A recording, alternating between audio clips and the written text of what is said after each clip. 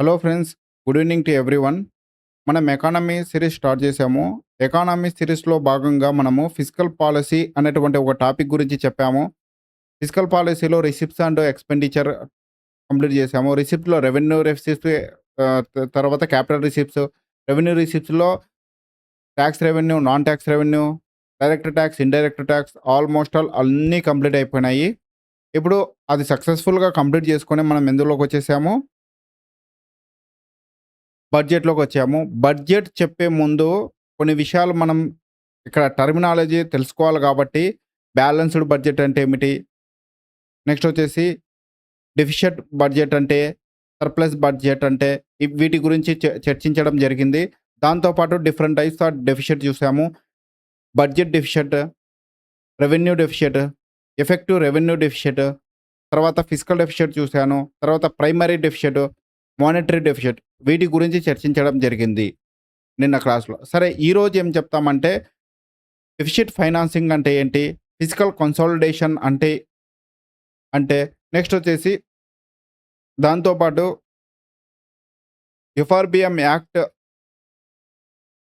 గురించి, physical deficit అనేటువంటి వాటి గురించి ఇన్ డీటెయిల్‌గా వాటికి సంబంధించిన ఫైనాన్సింగ్ ఏ విధంగా చేస్తున్నారు అనేటువంటి విషయాల గురించి ఈ క్లాస్‌లో చర్చించడం జరుగుతుంది. సరేనా? సరే, క్లాస్ చెప్పే ముందర ఒక్క 2 మినిట్స్ చెప్తాను. మనం ఆన్‌లైన్‌లో క్లాసెస్ చెప్తున్నామండి. ఇదొచ్చేసి ఫ్రీ ఆఫ్ కాస్ట్. ఎవరైతే కోచింగ్‌లో జాయిన్ కాలేని వాళ్ళు ఉంటారో, వాళ్ళు ఫ్రీగా అప్ టు అన్ని క్లాసెస్ కూడా ఫ్రీగా చూడొచ్చు.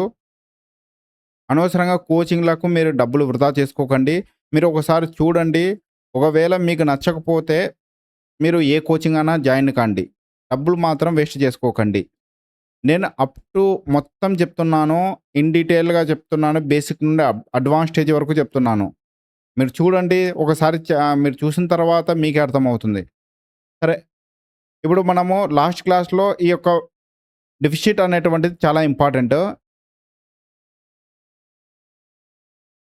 కాబట్టి దీని గురించి ఒకసారి మనం డీటెయిల్‌గా చర్చించుకొని దాని తర్వాత నెక్స్ట్ వచ్చే డెఫిసిట్ ఫైనాన్స్‌కి ఎళ్ళిపోతాం. ఆల్రెడీ నేను చెప్పాను. జస్ట్ బ్రీఫ్‌గా ఒకసారి ఎక్స్‌ప్లెయిన్ చేస్తాను. తర్వాత బడ్జెట్ డెఫిసిట్. బడ్జెట్ డెఫిసిట్ అంటే ఏంటి?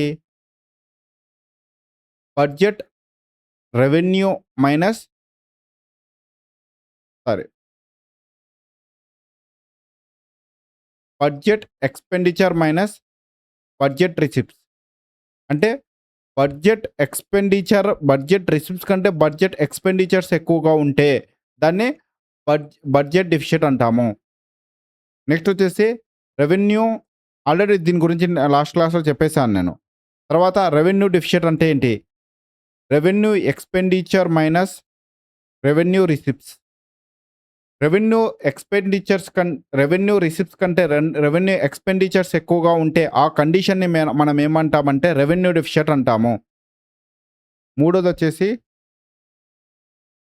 ఒక నిమిషం.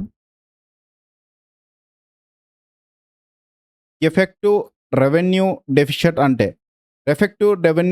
అంటే, revenue deficit minus grant in aid.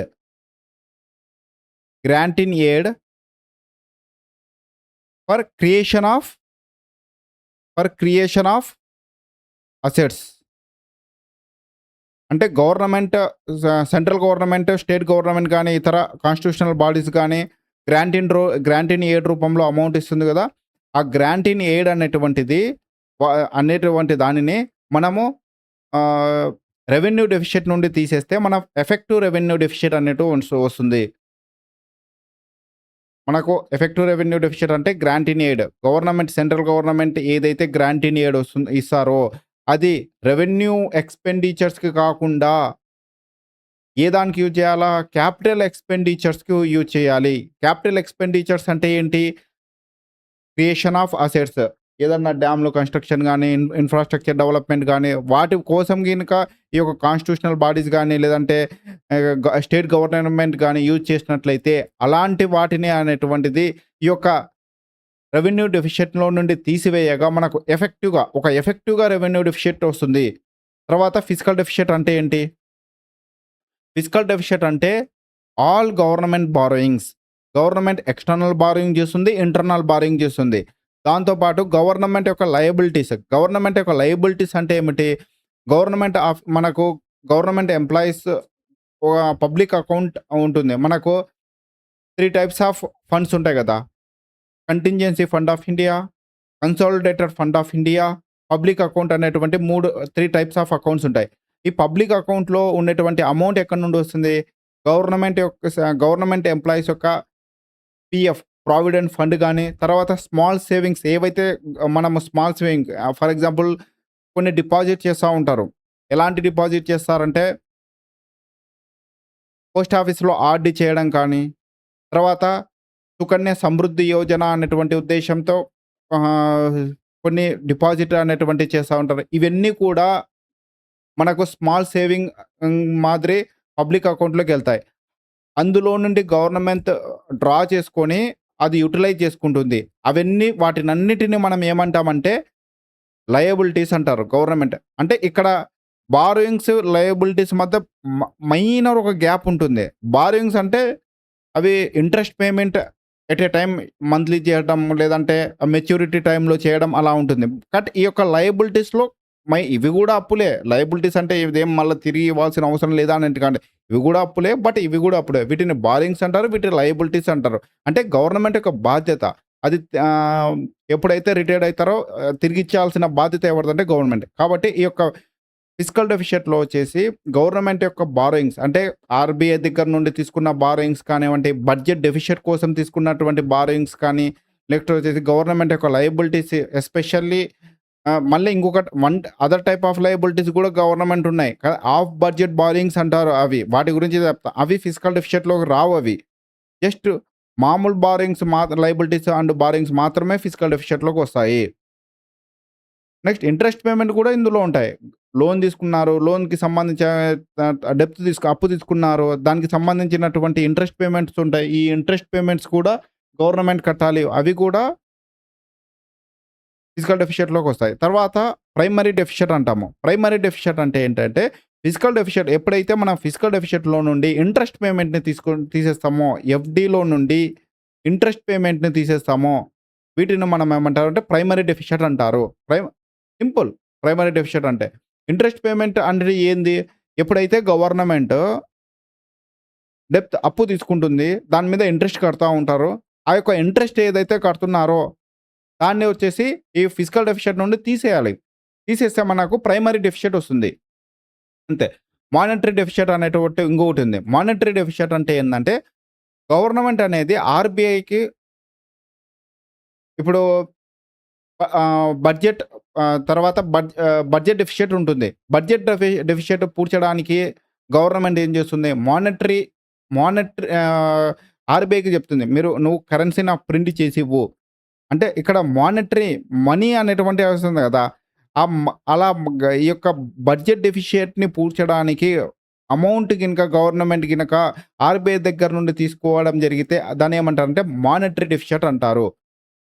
Main important ఏంటంటే revenue deficit important, effective revenue deficit important, physical deficit important and primary deficit important.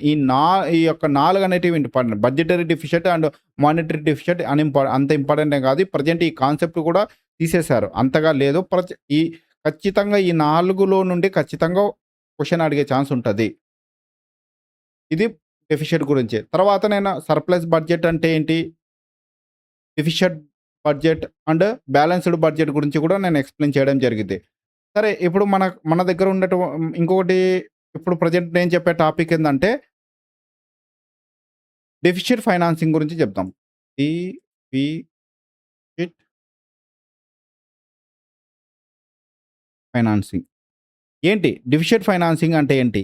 Deficit financing అంటే గవర్నమెంట్ అనేది ఫిజికల్ డెఫిషిట్ ఇలా deficit ఉందన్నాను గదా! దానికోసం ఏం చేస్తుందంటే కొన్ని ఫైనాన్స్ చేస్తుంది. కరెక్ట్ చెప్పాలంటే this is a method of financing. ఎందుకు ఈ ఫైనాన్సింగ్ చేస్తారు అంటే డెఫిషిట్ లోటు పూడ్చడానికి అమౌంట్ తీసుకొచ్చి ఫైనాన్సింగ్ చేయడం జరుగుతుంది. డెఫిషిట్ ఫైనాన్సింగ్ అంటే గవర్నమెంట్ అనేటువంటిది డెఫిషిట్ ఏదైతే డెఫిషియట్ బడ్జెట్ ఉంటుందో మనం డెఫిషియట్ బడ్జెట్ అన్నాం గదా! ఆ డెఫిషియట్ బడ్జెట్‌ని పూడ్చడానికి గవర్నమెంట్ కొన్ని సేకరించే అమౌంట్‌నే మనం ఏమంటామంటే డెఫిసిట్ ఫైనాన్సింగ్ అంటారు. అంటే ఎక్కడి నుండి ఫైనాన్సింగ్ ఫండ్ అనేటువంటి ఎక్కడి నుండి సేకరిస్తుంది? పబ్లిక్ దగ్గర నుండి లోన్‌ల రూపంలో సేకరిస్తుంది. ఆర్‌బీఐ వద్ద న్యూ కరెన్సీని ప్రింట్ చేసుకొని మరి ఫైనాన్సింగ్ చేస్తుంది. ఈ డెఫిషియట్ ఒకటే గుర్తుపెట్టుకోండి. డెఫిషియట్‌ని పూడ్చడానికి గవర్నమెంట్ సేకరించే అమౌంట్‌ని ఏదైతే ఈ ప్రక్రియ ఉంటుందో దాన్నే మనం ఏమంటామంటే డెఫిషియట్ ఫైనాన్సింగ్ అంటాము. ఎక్కడి నుండి తీసుకొస్తుందంటే పబ్లిక్ దగ్గర నుండి అమౌంట్ అనేది తీసుకొస్తారు. నెక్స్ట్ వచ్చేసి ఆర్‌బీఐ వద్ద న్యూ కరెన్సీని క్రియేట్ చేసుకొని చేపిచ్చి మరి ఈ యొక్క డెఫిషియట్‌ని పూడ్చడం జరుగుతుంది. సరే, దీని యొక్క మెయిన్ ఆబ్జెక్టివ్ ఏంటి? ఎందుకు అసలు డెఫిషియట్ ఫైనాన్సింగ్ ఎందుకు చెయ్యాలా? అంటే గవర్నమెంట్ అనేటువంటిది ఒక డిప్రెషన్ ఆర్థిక మాంద్యం అంటాం గదా! ఎందుకు ఆర్థిక మాంద్యం ఏర్పడుతుందంటే గవర్నమెంట్ దగ్గర అమౌంట్ ఉండదు ఖర్చు చేయడానికి. ఎందుకంటే డెఫిషియట్‌లో ఉన్నారు, లోటులో ఉన్నారు. అలాంటి కండిషన్‌లో ఫైనాన్స్ కావాలి. అప్పటికప్పుడు ఆ డిప్రెషన్ నుండి బయటపడడానికి ఈ యొక్క డెఫిషియట్ ఫైనాన్సింగ్ అద్భుతంగా యూజ్ అవుతుంది. నంబర్ 1. నంబర్ 2 ఏందంటే సబ్సిడీస్ ప్రొవైడ్ చేయడానికి. సబ్సిడీస్ ప్రొవైడ్ చేసి ప్రొడక్షన్ పెంచాలి. ఫర్ ఎగ్జాంపుల్ అగ్రికల్చర్ సబ్సిడీస్ కానివ్వండి, తర్వాత ఎనీ ఇండస్ట్రీస్ గానీ వేరే దాంట్లోకి సబ్సిడీస్ ప్రొవైడ్ చేసి ప్రొడక్షన్ పెంచడం. అలా సబ్సిడీస్ ప్రొవైడ్ చేయాలి అంటే డెఫిషియట్ ఫైనాన్స్ ఉన్నప్పుడు బడ్జెట్ డెఫిషియట్‌లో ఉన్నప్పుడు ఏ విధంగా ఈ యొక్క సబ్సిడీస్‌ని ప్రొవైడ్ చేస్తారు? అప్పుడు ఈ యొక్క డెఫిషియట్ ఫైనాన్స్ అనేటువంటి ఒక టూల్‌ని యూజ్ చేసుకొని గవర్నమెంట్ దగ్గరనో, వేరే దగ్గరనో బారింగ్ తీసుకొచ్చి అమౌంట్ సేకరించి వాళ్ళకి సబ్సిడీస్ ఇచ్చి ప్రొడక్షన్ పెంచే కార్యక్రమం చేయడానికి ఇది యూజ్ అవుతుంది. ఫస్ట్‌ది ఏమన్నాము గవర్నమెంట్ ఆర్థిక మాంద్యం నుండి బయటపడడానికి, డిప్రెషన్ నుండి బయటపడడానికి అంటే ఒక రిలాక్సేషన్ అనుకో. నెక్స్ట్ వచ్చేసి సబ్సిడీస్‌ని ప్రొవైడ్ చేయడానికి. నెక్స్ట్ వచ్చేసేసి ఇంట్రెస్ట్ పేమెంట్. గవర్నమెంట్ వచ్చేసి ఇంట్రెస్ట్ పేమెంట్స్ పెరిగిపోతాయి. అమౌంట్ కట్టాలి. కాబట్టి ఆ యొక్క ఇంట్రెస్ట్ పేమెంట్ పే చేయడానికి కూడా ఈ యొక్క డెఫిషియట్ ఫైనాన్సింగ్ చేయడం జరుగుతుంది. తర్వాత పిఎస్‌యుస్ ఉన్నాయి. గవర్నమెంట్ అండర్‌టేకింగ్ యూనిట్స్ అంటే గవర్నమెంట్ ఆఫీసెస్ ఉన్నాయి గదా! దాని యొక్క వాటిని కూడా అవి లాసెస్‌లో ఉన్నప్పుడు వాటిని హెల్ప్ చేయడానికి కూడా వాటిని యొక్క ఏమంటారు? ఒక అప్‌లిఫ్ట్‌మెంట్ చేయడానికి ఈ యొక్క డెఫిషియట్ ఫైనాన్స్ యూజ్ చేసి వాటిని కూడా ఒక దారిలో పెట్టడానికి యూజ్ చేయడం జరుగుతుంది. దీని యొక్క మెయిన్ ఆబ్జెక్టివ్స్. రాయాల్సిన అవసరం లేదనుకుంటాను. రాయడానికి ఏముంది ఇందులో? సొంతంగా జస్ట్ క్యాజువల్‌గా చెప్పాల్సిందే. డెఫిషియట్ ఫైనాన్సింగ్ ఎందుకు మెయిన్ ఆబ్జెక్టివ్స్ అంటే సబ్సిడీస్ ప్రొవైడ్ చేసి ప్రొడక్షన్ పెంచాలి. నెక్స్ట్ వచ్చేసి గవర్నమెంట్ ఏదైతే ఆర్థిక మాంద్యంలో ఉంటుందో, డిప్రెషన్ ఉంటుందో దానికి ఒక రెమెడీ లాగా యూజ్ అవుతుంది. నెక్స్ట్ వచ్చేసి మూడోదొచ్చి ఇంట్రెస్ట్ పేమెంట్ ఏమి ఉంటాయో ఆ ఇంట్రెస్ట్ పేమెంట్‌ని పే చేసి వాటికి హెల్ప్ చేయడానికి యూజ్ అవుతుంది.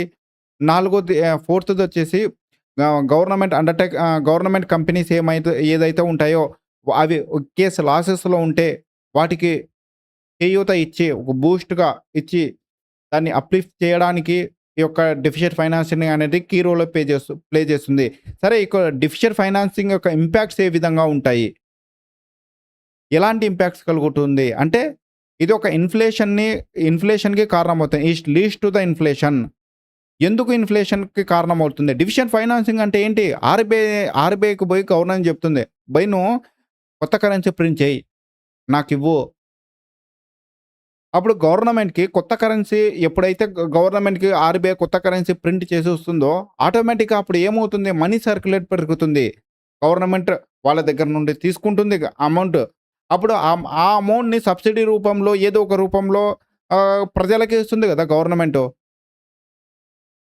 సబ్సిడీ రూపంలో రైతులకు ఇస్తారు. తర్వాత సరే, ఏదో ఒక రూపంలో ఏదో ఒక స్కీమ్ రూపంలో ప్రజలకు మళ్ళా రిటర్న్‌గా అమౌంట్ వస్తుంది. దానివల్ల ప్రజల దగ్గర ఇన్‌కమ్ అనేటువంటి అమౌంట్ అనేటువంటిది వస్తుంది. దాంతో వాళ్ళు ఖర్చు చేయడం మొదలు పెడతారు. అప్పుడు డిమాండ్ అండ్ సప్లై మధ్య డిఫరెన్సెస్ ఏర్పడతాయి. దానివల్ల ఇన్‌ఫ్లేషన్ పెరిగే ఛాన్సెస్ ఉంది. అదొక మేజర్ ఇంపాక్ట్. తర్వాత సేవింగ్స్ అండ్ ఇన్వెస్ట్‌మెంట్ తగ్గిపోతాయి. ఏ విధంగా తగ్గిపోతాయి సేవింగ్స్ అండ్ ఇన్వెస్ట్‌మెంట్ అంటే, ఒక్క ఇన్‌ఫ్లేషన్ అనేది ఒక భూతం. అదొక్కటి చాలు ఎకానమీని సర్వనాశనం చేయడానికి. ఎందుకంటే ఎప్పుడైతే ఇన్‌ఫ్లేషన్ పెరిగిపోతుందో, ప్రజలు సేవింగ్ చేయడానికి డబ్బులెక్కడుంటాయబ్బా వాళ్ళ దగ్గర? ఇన్వెస్ట్‌మెంట్ ఎక్కడ చేస్తారు? ఇక్కడ ఈ యొక్క ఖర్చు చేయడానికే ఇప్పుడు ఒక మనిషి నెలకు ఒక 30,000 సంపాదించున్నటువంటి మనిషి ఇక్కడ ఇన్‌ఫ్లేషన్ వల్ల ధరలు పెరిగిపోతే, ఆ సంపాదించిన 30,000 గూడా ఈ యొక్క ఖర్చు పెట్టడానికి సరిపోతాది. వాడు వచ్చినటువంటి ఆ 30,000లో 5,000, 10,000 సేవింగ్ ఏ విధంగా చేయగలడు? చేయలేడు గదా! దాంతో సేవింగ్స్ తగ్గిపోతాయి. ఒక్కసారి సేవింగ్స్ తగ్గిపోయినాయనుకో ఇన్వెస్ట్‌మెంట్ తగ్గిపోతుంది ఆటోమేటిక్‌గా. దానికి దీనికి రిలేషన్‌షిప్ ఏంది అనొచ్చును. ఇన్వెస్ట్‌మెంట్ కావాలంటే ఎవరు బ్యాంక్స్ పెట్టుబడి ఇవ్వాలి. పెట్టుబడి ఇస్తే ఏదన్నా బ్యాంకు పెట్టుబడి రూపంలో అమౌంట్ ఇస్తే ఇన్వెస్ట్‌మెంట్ చేయగలరు. అసలు ప్రజల్లో ఇన్‌ఫ్లేషన్ వల్ల సేవింగ్సే చేయడం మానేసినారు. అప్పుడు బ్యాంక్ దగ్గర అమౌంట్ ఉండదు. ఎప్పుడైతే బ్యాంక్ దగ్గర అమౌంట్ ఉండదో వాళ్ళు ఇన్వెస్ట్‌మెంట్‌కి డబ్బులు ఇవ్వలేరు. ప్రజలకి సరే పెట్టుబడిదారులకి ఎవరన్నా బిజినెస్ చేసే వాళ్ళకి. అలా ఆ విధంగా సేవింగ్స్ పడిపోతాయి. ఇన్వెస్ట్‌మెంట్ పడిపోతుంది. ఇది సెకండ్ ఇంపాక్ట్. మళ్ళీ వచ్చేసి థర్డ్ ఇంపాక్ట్ ఏంటంటే ఇన్‌ఈక్వాలిటీస్ పెరిగిపోతాయి.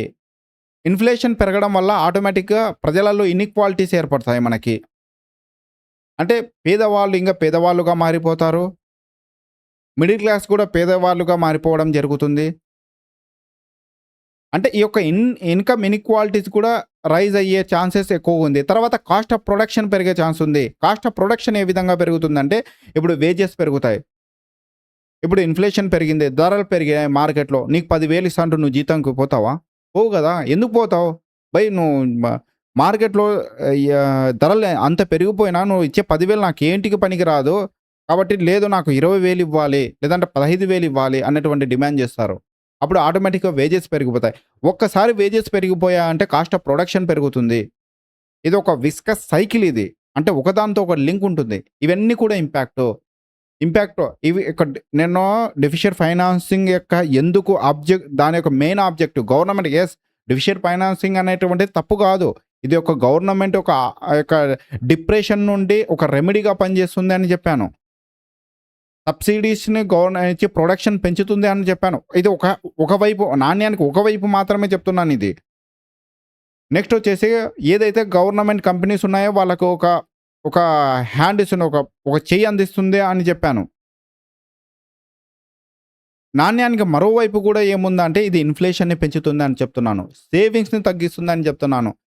నెక్స్ట్ వచ్చేసి ఇన్వెస్ట్‌మెంట్‌ని తగ్గిస్తుంది అని చెప్తున్నాను. దాంతో పాటు కాస్ట్ ఆఫ్ ప్రొడక్షన్‌ని పెంచేస్తుంది ఇది. అంటే దీని యొక్క నెగెటివ్ సైడ్.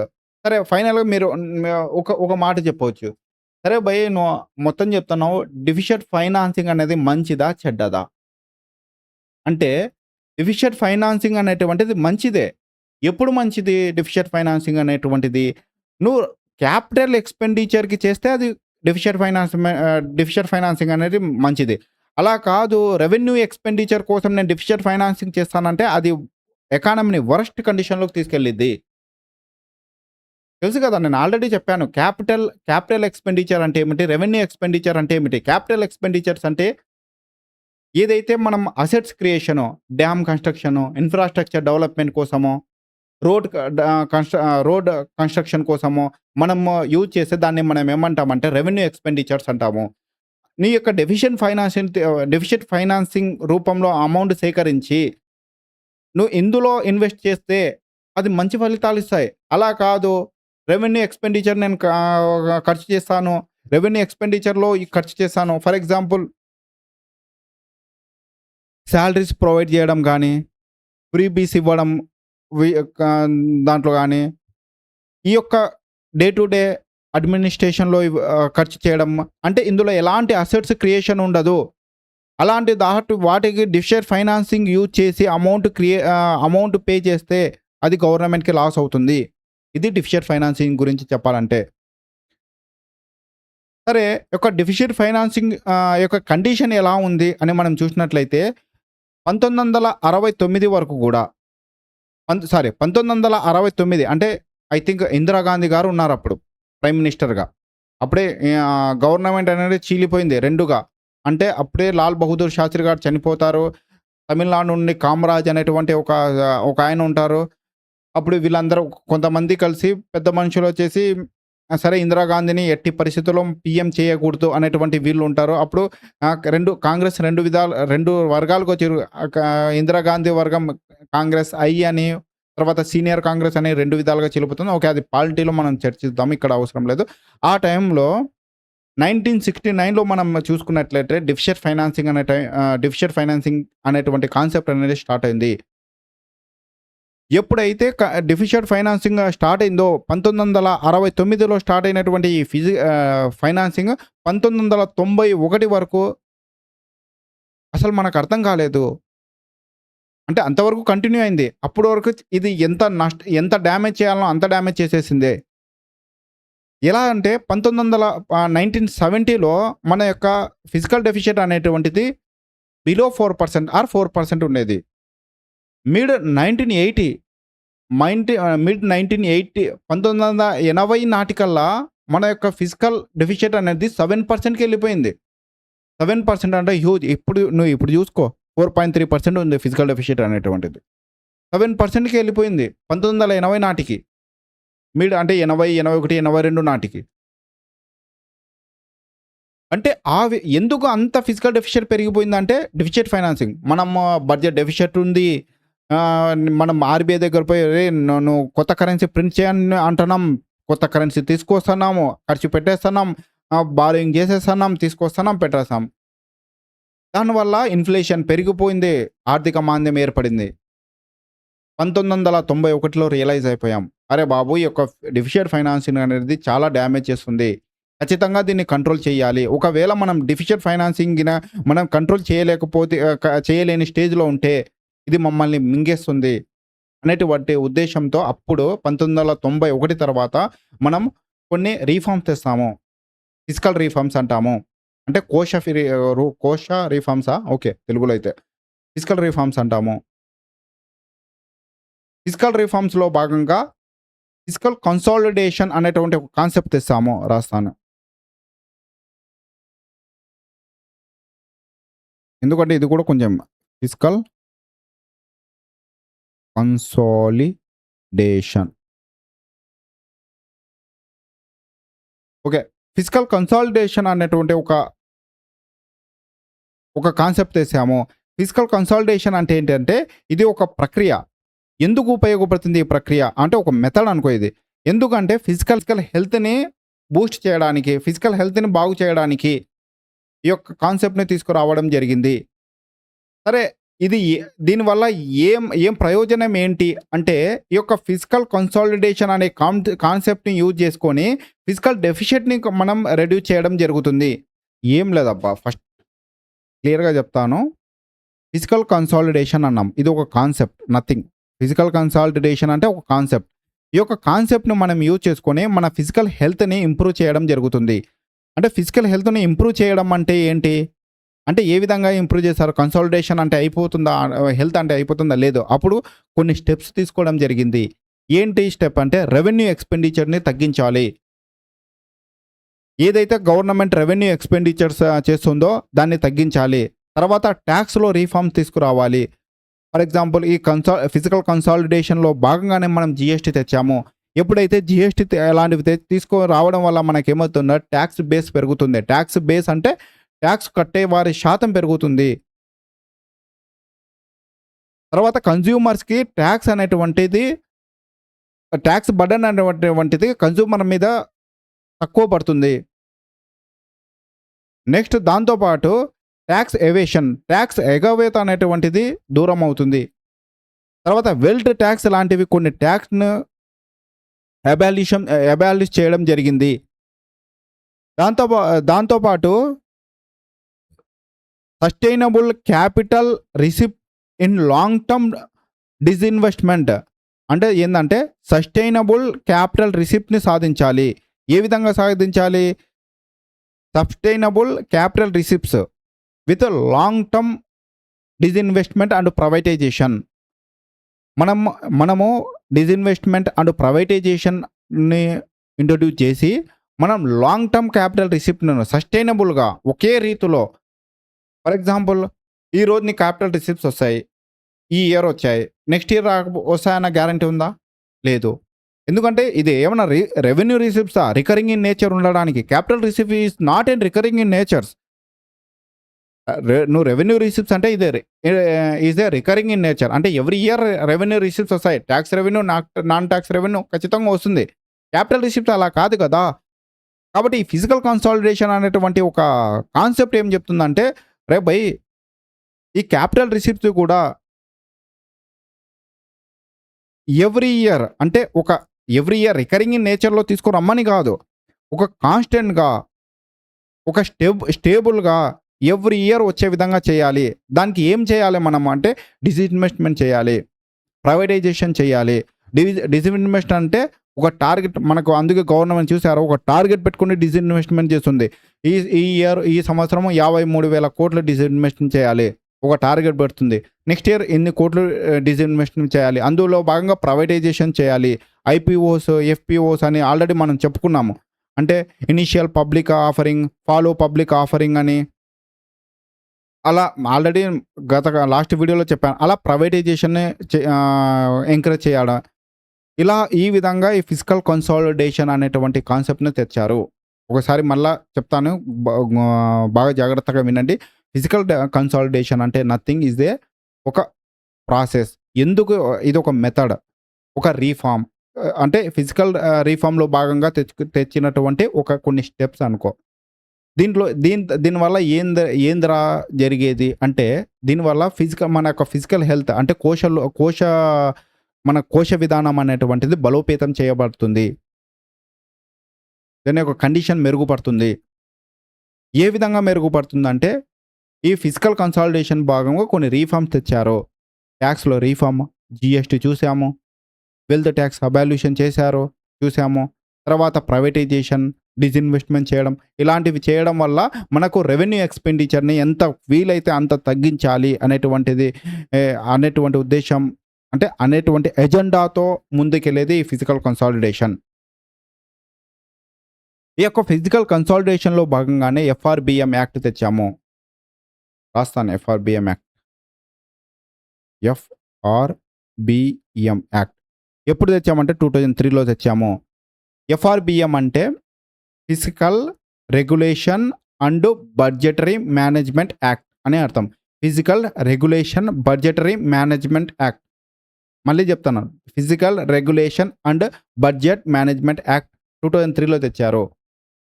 ఎందుకు ఈ యాక్ట్ తెచ్చారో, ఫిజికల్ డెఫిషియట్‌ని కంట్రోల్ చేయడానికి ఈ యొక్క ఎఫ్ఆర్‌బిఎం యాక్ట్ తెచ్చారు.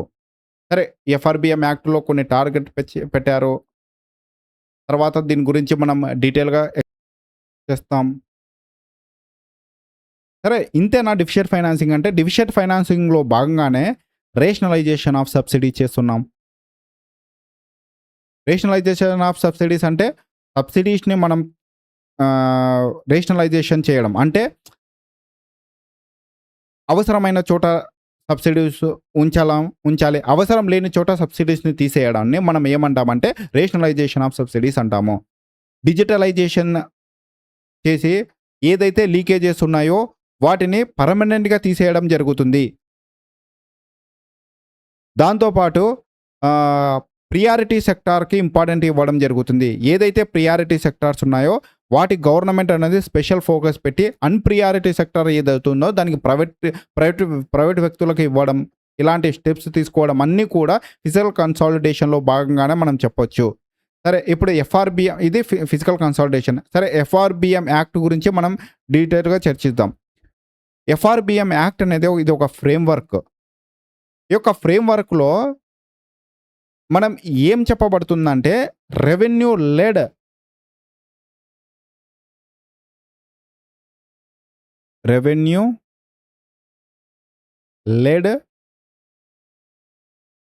Consolidation. Revenue led physical consolidation. సరే, రెవెన్యూ లెడ్ ఫిజికల్ కన్సాలిడేషన్‌కి ఇంపార్టెన్స్ ఇవ్వడం జరిగింది. ఒక ఫ్రేమ్‌వర్క్. ఏంటి ఈ రెవెన్యూ లెడ్ ఫిజికల్ కన్సాలిడేషన్ అంటే ఏంటంటే, ఏం లేదు. ఎఫ్ఆర్‌బిఎం యాక్ట్ చేసి రెవెన్యూ సైడ్ ఉన్నటువంటి ఎక్స్‌పెండిచర్‌ని తగ్గించడం. ఆల్రెడీ నేను చెప్పాను గదా! ఫిజికల్ కన్సాలిడేషన్ అంటే ఈ యొక్క ఇది one type of physical consolidation ఇది గూడా. దీన్ని యూజ్ జేసి రెవెన్యూ ఎక్స్‌పెండిచర్‌ని తగ్గించడానికి అలా అని క్యాపిటల్ ఎక్స్‌పెండిచర్ మీద ఫోకస్ చేయలేదు అని కాదు. మెయిన్ యొక్క ఎజెండా ఏందంటే రెవెన్యూ ఎక్స్‌పెండిచర్‌ని తగ్గించాలి ఎట్టి పరిస్థితులలో అనేటువంటి ఉద్దేశ్యంతో ఈ యొక్క ఎఫ్ఆర్‌బిఎం యాక్ట్ తీసుకురావడం జరిగింది. సరే main objective of FRBM act ఏంటి? Objectives of FRBM act physical డెఫిషియట్‌ని డిక్రీజ్ చేయడం. ఎంత వీలైతే అంతవరకు ఫిజికల్ డెఫిషియట్‌ని డిక్రీజ్ చేయాలి. తర్వాత ఫిజికల్ డిసిప్లైన్‌ని పాటించడం. గవర్నమెంట్ అనేటువంటి ఫిజికల్ డిసిప్లైన్‌ని ఖచ్చితంగా పాటించాలి. తర్వాత లాంగ్ టర్మ్ మ్యాక్రో ఎకనామిక్స్‌ని స్టెబిలైజ్ చేయడం. సాధించడం. మ్యాక్రో ఎకనామిక్స్, మైక్రో ఎకనామిక్స్ అనేటువంటి 2 ఎకానమీస్ ఉంటాయి. మ్యాక్రో ఎకానమీ మైక్రో అంటే ఏందంటే ఇండివిడ్యువల్ లెవెల్‌లో ఒక కంపెనీ లెవెల్‌లో ఉండేటువంటి అంటే ఒక డేటాను ఒక కంపెనీ లెవెల్‌లో, ఇండివిడ్యువల్ లెవెల్‌లో ఎకానమీ గురించి మనం స్టడీ చేస్తే దాన్ని మైక్రో ఎకానమీ అని. అంటే for example prices of the rice ఏ విధంగా ఉన్నాయి? ప్రైస్ ఆఫ్ సంథింగ్ ఏదన్నా ప్రైస్ ఆఫ్ ఎనీ కమోడిటీ ఎలా ఉన్నాయని. తర్వాత వేజెస్ ఆఫ్ ఎంప్లాయీస్ ఎలా ఈ కండిషన్ అంటే ఒక ఇండివిడ్యువల్ లెవెల్‌లో, ఒక డెప్త్ లెవెల్‌లో మనం ఒక ఎకానమీని స్టడీ చేస్తే దాన్ని మైక్రో ఎకనామిక్స్ అంటాము. మ్యాక్రో ఎకానమీ అంటే బ్రాడ్ లెవెల్‌లో ఇన్‌ఫ్లేషన్ ఏ విధంగా ఉంది? జీడీపీ గ్రోత్ రేట్ ఏ విధంగా ఉంది? జీడీపీ ప్రెజెంట్ ఎలా ఉంది? అన్‌ఎంప్లాయ్‌మెంట్ ఎలా ఉంది? నెక్స్ట్ వచ్చేసి ఇన్‌ఫ్లేషన్ కండిషన్ ఏంటి అనేటువంటిది. అంటే మ్యాక్రో లెవెల్‌లో మైక్రో అంటే స్మాల్ లెవెల్‌లో పర్టిక్యులర్ చిన్న మైక్రో పేరులోనే ఉంది కదా! మైక్రో అంటే చిన్న లెవెల్‌లో ఒక ఒక కాస్ట్ ఒక కేజీ రైస్ యొక్క ధర ఎంత? అంటే మైనర్ లెవెల్‌లో మనం స్టడీ చేస్తే దాన్ని మైక్రో ఎకానమీ అంటారు. ఒక ఎకానమీలో సింగిల్ కమోడిటీ లెవెల్‌లో చేస్తే దాన్ని మైక్రో ఎకానమీ అని, బ్రాడ్ వ్యూలో చేస్తే దాన్ని మ్యాక్రో ఎకానమీ అంటాము. ఎఫ్ఆర్‌బిఎం యాక్ట్‌లో కూడా one of the main objective ఈ యొక్క మ్యాక్రో ఎకానమీ యొక్క స్టెబిలైజ్ చేయడం, సాధించడం. అంటే దీని యొక్క మెయిన్ ఉద్దేశ్యం ఏందంటే ఇన్‌ఫ్లేషన్‌ని ఈ యొక్క ఎఫ్ఆర్‌బిఎం యాక్ట్‌ని యూజ్ చేసి మన ఇన్‌ఫ్లేషన్‌ని కంట్రోల్ చేయాలి. నంబర్ 1. నెక్స్ట్ వచ్చేసి పావర్టీని కంట్రోల్ చేయాలి. ఇన్‌ఈక్వాలిటీని దూరం చేయాలి. ఇవన్నీ కూడా ఈ యొక్క మ్యాక్రో ఎకనామిక్స్‌లో వస్తాయి అంటే ఎఫ్ఆర్‌బిఎం యాక్ట్ యొక్క ఆబ్జెక్టివ్ అదే కదా! ఇవన్నీ కూడా మ్యాక్రో ఎకానమీలో ఏమేమి వస్తాయి అన్నిటిని సాధించడం.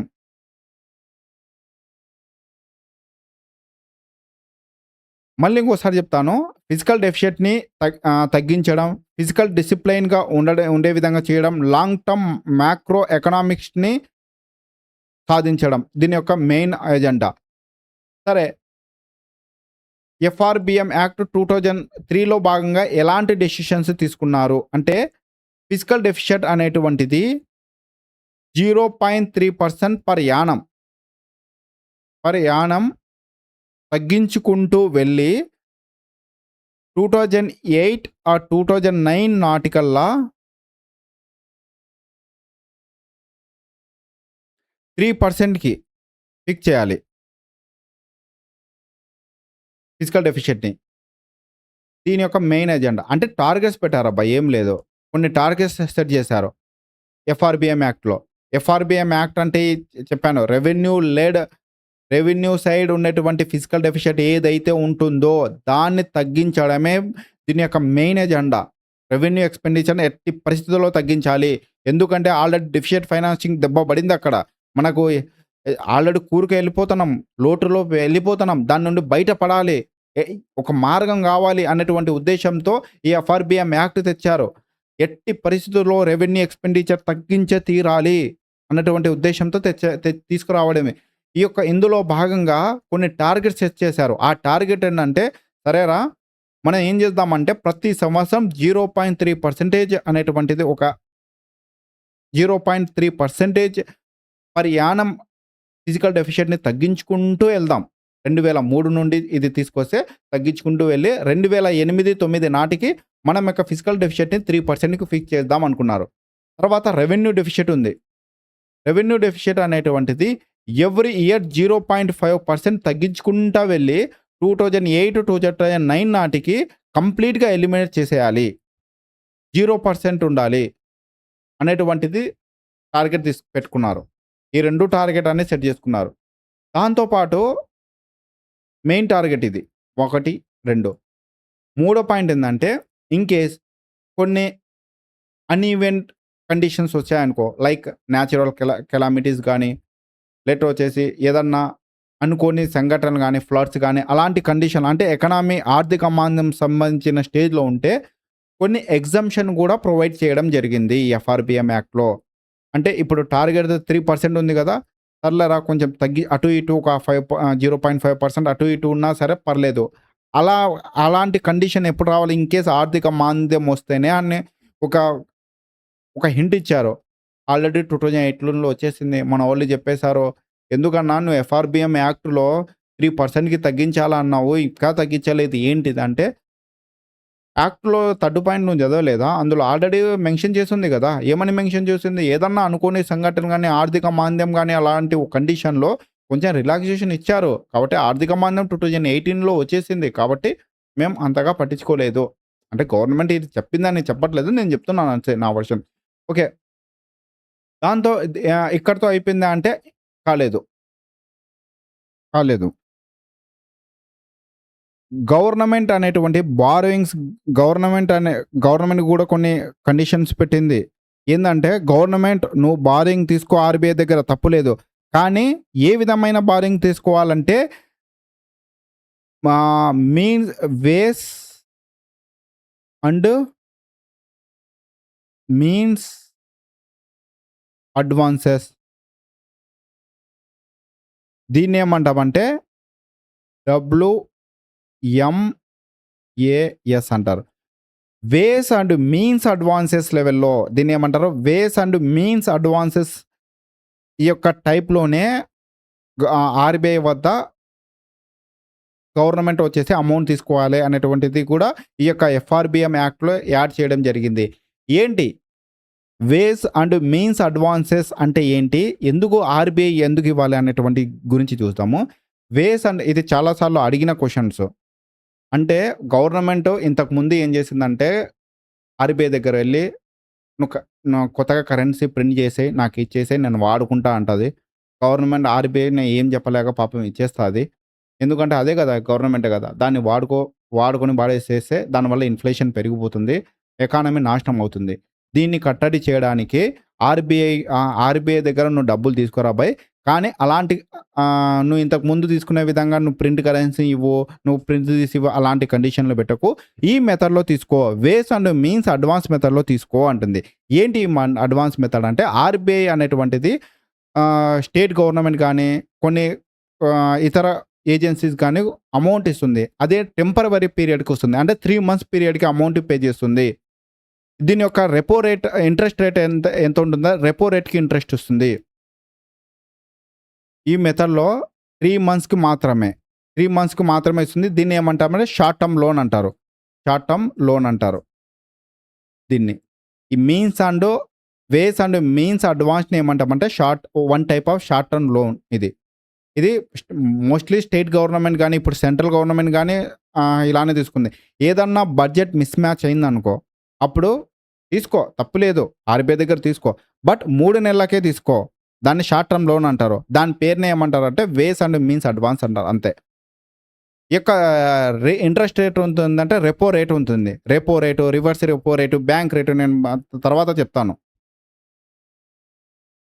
ఇది బ్యాంక్స్ అనేటువంటి రెపో రేట్. ఇప్పుడు బ్యాంక్ మామూలుగా అయితే repo rate, reverse repo rate ఎందుకు యూజ్ అయితాయంటే అంటే ఎవరన్నా ఫ్రెషర్స్‌కి చెప్దామని చెప్తున్నాను ఇది. రెపో రేట్ అనేటువంటి బ్యాంక్ ఏదైతే ఆర్‌బీఐ ఉంటుందో ఇతర బ్యాంక్ ఎస్‌బీఐ కానీ, యూనియన్ బ్యాంక్ గానీ ఇలా ఏ బ్యాంక్‌కినా అమౌంట్ ఇచ్చిందనుకో దాన్ని రెపో రేట్ అంటారు. అంటే బ్యాంకుల దగ్గర లోన్ తీసుకుంటాయి. ఇప్పుడు ఎస్‌బీఐ బ్యాంక్ ఉంది. ఆర్‌బీఐ దగ్గర పోయి ఆర్‌బీఐ నాకు ఒక 1,00,00,000 కావాలి. సారీ 1,00,00,000 వద్దులే గానీ మరీ ఎక్కువైపోతదది. ఒక 100,00,00,000 కావాలి నాకు అప్పు ఇవ్వు అంటది. సర్లేరా ఇస్తాలే అంటది. అప్పు తీసుకుంటది. అప్పుడు రెపో రేట్ అంటే ఒక ఇంట్రెస్ట్ రేట్ పే చేయాలి గదా! ఇప్పుడు ఫ్రీగా అయితే ఆర్‌బీఐ తీసుకొచ్చి ఎస్‌బీఐకి ఇవ్వదు. నువ్వు నీ దగ్గర 100,00,00,000 తీసుకో. బట్ దాని మీద రెపో రేట్ కలెక్ట్ చేస్తాను. ఎంత రెపో రేట్ అంటే అది 8%, 9% ఉండదు. 6%, 7% సారీ 4%, 5% ఉంటుంది అంతే. అంతకు మించి ఉండదు. అంటే అది టైమ్ టు టైమ్ అనేటువంటిది చేంజ్ చేస్తా ఉంటారు. సరే in case reverse repo rate అంటే కొన్ని సార్లు ఏం చేస్తదంటే బ్యాంక్సే ఆర్‌బీఐకు డబ్బులిస్తాయి. ఏంది ఆర్‌బీఐ డబ్బులు తీసుకుంటది? యెస్ తీసుకుంటది. ఎందుకు తీసుకుంటది? లక్షణంగా తీసుకుంటది. ఎందుకు తీసుకుంటారు అంటే ఇప్పుడు ఎస్‌బీఐ దగ్గర 100,00,00,000 ఉంది. ఎవ్వరు రావట్లేదు. ఎక్కువ లోన్‌లు తీసుకోవడానికి ఎవ్వరు రావట్లేదు. అప్పుడు ఏం చేస్తదంటే ఆర్‌బీఐ సేఫ్ కదా! ఆర్‌బీఐకి ఇస్తే ఆటోమేటిక్‌గా ఇంగా బ్యాంక్ అనేటువంటిది తన యొక్క లాకర్‌లో పెట్టుకున్నట్టే అమౌంట్. తన దగ్గర పెట్టుకున్నట్టే. కాబట్టి ఆర్‌బీఐకి అంటే రెపో రేట్ కంటే తక్కువ reverse repo rate interest rate అనేది. Repo rate high interest rate ఉంటది. ఒక 6% అది ఉందనుకో, ఒక 4% వచ్చేసి రివర్స్ రెపో రేట్ ఉంటది. కాబట్టి సరే నా దగ్గర 100,00,00,000 ఉన్నాయి. ఎస్‌బీఐ చెప్పి నా దగ్గర 100,00,00,000 ఉన్నాయి. నువ్వు తీసుకో నీకు రివర్స్ రెపో రేట్‌కి ఇస్తాను. నాకు రివర్స్ రెపో రేట్‌కి ఇచ్చేసేయి అని 4% అట్‌లీస్ట్ తన దగ్గర పెట్టుకుంటే అవి కూడా రావు కదా! అదే ఆర్‌బీఐకి ఇచ్చాననుకో అట్‌లీస్ట్ 4% అన్నా ఇంట్రెస్ట్ ఇస్తది కదా! అదే రెపో రేట్. ఈ యొక్క రెపో రేట్ పెంచడం, తగ్గించడం అనేది ఇన్‌ఫ్లేషన్‌లో భాగంగా ఒక టూల్ మాదిరి ఆర్‌బీఐ కూడా యూజ్ చేస్తుంది. అది మనం బ్యాంకింగ్‌లో ఎళ్ళినప్పుడు డీటెయిల్‌గా చెప్దాం. ఓకే. ఈ విధంగా ఫిజికల్ డెఫిషిట్, రెవెన్యూ డెఫిషిట్ అనేటువంటి మీన్స్ అండ్ అడ్వాన్స్ లెవెల్‌లో అనేటువంటిది చేశారు. దాంతో పాటు ఇంకొకటి ఇక్కడ ఒక పాయింట్ మీకు చెప్పాలా. ఎఫ్ఆర్‌బీఎం యాక్ట్‌లో భాగంగా 3 స్టేట్మెంట్‌ని ఇంట్రొడ్యూస్ చేశారు. అంటే ఇది బడ్జెట్‌లో భాగంగా పార్లమెంట్ ముందర పెట్టాలి. Budget and demand for grant పెడతారు కదా! అందులో భాగంగానే పార్లమెంట్ ముందు ఈ 3 స్టేట్మెంట్స్ ఉంచాలి. అందులో ఫస్ట్‌ది ఏందంటే ఫిస్కల్ పాలిసీ స్ట్రాటజీ స్టేట్మెంట్ అంటాము. దీన్ని ఏమంటామంటే ఎఫ్‌పిఎస్‌ఎస్ అంటాం. Fiscal policy. ఏదైతే మన ఫిస్కల్ పాలిసీ స్ట్రాటజీ స్టేట్మెంట్ అంటే ఫిస్కల్ పాలిసీ స్ట్రాటజీ స్టేట్మెంట్ అంటారు దీన్ని. నెక్స్ట్ వచ్చేసి medium term medium term fiscal policy statement. దీన్నేమంటామంటే ఎంటీఎఫ్‌పిఎస్ అంటాం. మూడోదొచ్చేసి macro economics framework statement. Macro economic framework statement అంటారు. అంటే ఈ యొక్క 3 స్టేట్మెంట్స్‌ని పార్లమెంట్ ముందు ఎవ్రీ ఇయర్ బడ్జెట్ టైంలో ఉంచాలి అనేటువంటిది కూడా ఎఫ్ఆర్‌బీఎం యాక్ట్‌లో ఇంట్రొడ్యూస్ చేయబడింది. మళ్ళీ ఒకసారి చెప్తాను. ఫిస్కల్ పాలిసీ బాగా గమనించండి. పేర్లు చూడండి. ఫిస్కల్ అంటే అయితే కోశ కదా! ఫిస్కల్ పాలిసీ ఇది ఒక స్ట్రాటజీ. అంటే ఫిస్కల్ పాలిసీ స్ట్రాటజీ అంటే ఎలాంటి స్ట్రాటజీ ఉండాలి? మనకు నెక్స్ట్ ఏ కండిషన్‌లో మన యొక్క ఫిస్కల్ పాలిసీ ఉండాలి అనే ఒక స్ట్రాటజీ రూపంలో ఒక స్ట్రాటజీ ఏదైతే మనం ఏస్తామో దాన్ని పార్లమెంట్ ముందు ఉంచాలి. నెక్స్ట్ వచ్చేసి medium term physical policy statement అంటాం. Medium term physical policy statement అంటే ఏంటంటే ఇది టార్గెట్స్ అండ్ ప్రొజెక్షన్‌ని తెలిపేటువంటిది ఒక వన్ టైప్ ఆఫ్ స్టేట్మెంట్ ఇది. ఇది పార్లమెంట్ ముందు ఉంచుతారు. ఫర్ ఎగ్జాంపుల్ ఫిజికల్ డెఫిషిట్ ఈ నెక్స్ట్ 3 ఇయర్స్‌లో ఈ విధంగా ఉండాలి. అంటే మీడియం టర్మ్ అన్నాం గదా! ఒక సారీ మీడియం టర్మ్ అన్నాం గదా! మీడియం టర్మ్ అన్నాం. మీడియం టర్మ్ అంటే 3 ఇయర్స్‌కి. నెక్స్ట్ 3 ఇయర్స్‌లో మనకు ఫిజికల్ డెఫిషిట్ ఏ విధంగా ఉండాలి? రెవెన్యూ డెఫిషిట్ ఏ విధంగా ఉండాలి? అనేటువంటిది. తర్వాత టాక్స్ రెవెన్యూ ఏ విధంగా ఉండాలి? పబ్లిక్ డెప్త్ అనేటువంటివి ఏ విధంగా ఉండాలి? అనేటువంటి టార్గెట్స్ గాని, ప్రొజెక్షన్ గాని ఒక స్టేట్మెంట్ రూపంలో పార్లమెంట్ ముందర ఉంచడాన్నే యొక్క మీడియం టర్మ్ ఫిజికల్ పాలసీ అంటాము. అదే ఫిజికల్ పాలసీ స్ట్రాటజీలో మనం ఏమేమి చేస్తామో ట్యాక్స్ పాలసీ స్ట్రాటజీ గానీ, తర్వాత బారోయింగ్ స్ట్రాటజీ గానీ, ఎక్స్‌పెండిచర్ స్ట్రాటజీ గానీ, ఫిజికల్ డెఫిసిట్ స్ట్రాటజీ ఇవన్నీ కూడా ఒక స్ట్రాటజీ ఏసేస్తాము. అంటే ట్యాక్స్ స్ట్రాటజీ ట్యాక్స్ ఈ విధంగా కలెక్ట్ అవుతుంది. ఈ విధంగా నెక్స్ట్ ఫైనాన్షియల్ ఇయర్ కల్లా మనం ఈ విధంగా అనే ఒక స్ట్రాటజీ ఏసేసి పార్లమెంట్ ముందరించితే దాన్ని ఏమంటామంటే ఫిజికల్ పాలసీ అంటాం.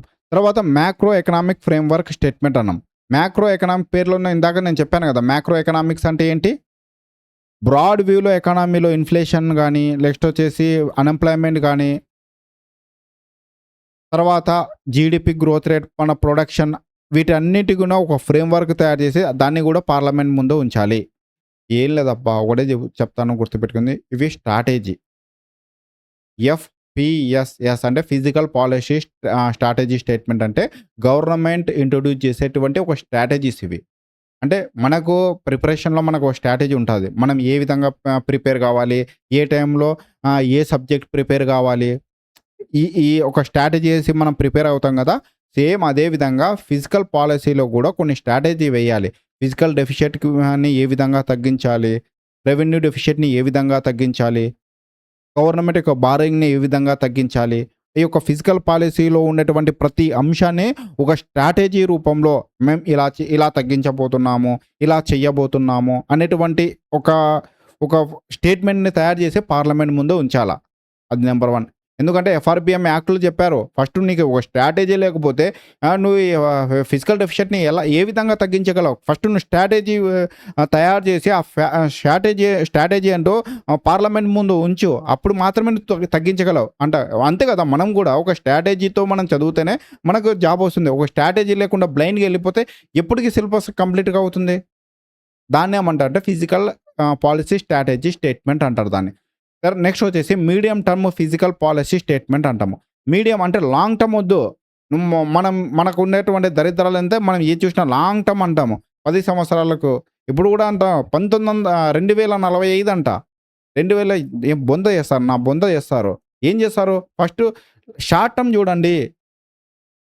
నెక్స్ట్ 3 ఇయర్స్‌లో ఫిజికల్ డెఫిషియట్‌ని ఏ విధంగా తగ్గించాలి? నెక్స్ట్ 3 ఇయర్స్‌లో రెవెన్యూ డెఫిషియట్‌ని ఏ విధంగా తగ్గించాలి? ఒక స్టేట్మెంట్ తయారు చెయ్యి. తయారు చేసి అది ఇవ్వు.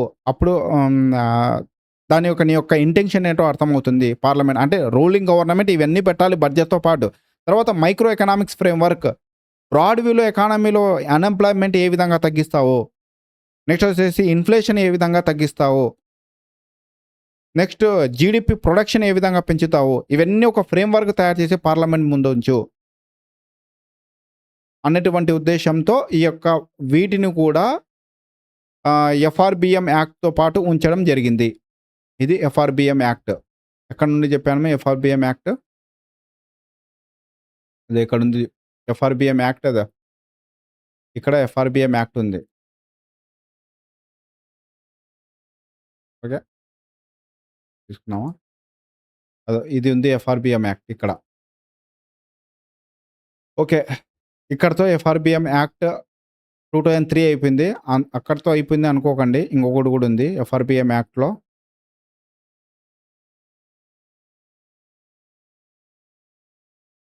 ఎఫ్ఆర్‌బిఎం యాక్ట్ 2.0 రోబో 2.0 ఉన్నట్టు ఆఫ్టర్ 2012 తర్వాత తెచ్చారు. ఎందుకు తెచ్చారు అనేటువంటిది చెప్తాను. ఇది ఎఫ్ఆర్‌బిఎం యాక్ట్ ఎందుకు తీసుకురావడం మెయిన్ ఇంటెన్షన్ వచ్చేసి ఎఫెక్టివ్ రెవెన్యూ 2012లో ఒక కాన్సెప్ట్ వచ్చింది. ఎఫెక్టివ్ రెవెన్యూ ఎక్స్‌పెండిచర్ అనేటువంటి ఒక కాన్సెప్ట్ వచ్చిందని చెప్పాను కదా ఆల్రెడీ. ఆ యొక్క ఎఫెక్టివ్ రెవెన్యూ ఎక్స్‌పెండిచర్‌ని 2.0లో ఎఫ్ఆర్‌బిఎం యాక్ట్ 2.0 అనేటువంటి ఒక అమెండ్‌మెంట్ చేసి పొందుపరచడం జరిగింది. ఎఫెక్టివ్ రెవెన్యూ డెఫిషియట్ అంటే ఏంటి? ఏదైతే revenue deficit effective revenue ERD ఏదైతే రెవెన్యూ డెఫిషియట్ ఉంటుందో అందులో నుండి గ్రాంట్ ఇన్ ఎయిడ్ రూపంలో క్రియేట్ చేసినటువంటి క్యాపిటల్ అసెట్స్ తీసేస్తే దాన్ని ఎఫెక్టివ్ రెవెన్యూ డెఫిసిట్ అంటారు. అంటే రెవెన్యూ డెఫిసిట్‌లో నుండి central government grant in aid రూపంలో కొన్ని స్టేట్ గవర్నమెంట్‌కి అమౌంట్ ప్రొవైడ్ చేస్తే, అది క్యాపిటల్ ఫార్మేషన్‌కి యూజ్ చేస్తే, క్యాపిటల్ ఎక్స్‌పెండిచర్‌గా యూజ్ చేస్తే, అలాంటి డెఫిసిట్ అలాంటి ఆ యొక్క దాన్ని రెవెన్యూ డెఫిసిట్ నుండి తీసేయగా వచ్చింది ఏమనంటే ఎఫెక్టివ్.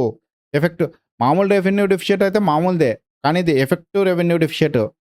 దీన్ని యాడ్ చేయడం జరిగింది. ఎఫ్ఆర్‌బిఎం యాక్ట్ 2.0లో భాగంగా. నెక్స్ట్ వచ్చేసి ఇందులో 2 టార్గెట్స్‌ని తీసుకురావడం జరిగింది. ఫస్ట్ టార్గెట్ వచ్చేసి ఎఫెక్టివ్ రెవెన్యూ డెఫిసిట్ అనేటువంటిది 2015 మార్చ్ 31 నాటికి 0 చేయాలి. అంటే కంప్లీట్‌గా ఎలిమినేట్ చేయాలి. Effective revenue డెఫిసిట్‌ని.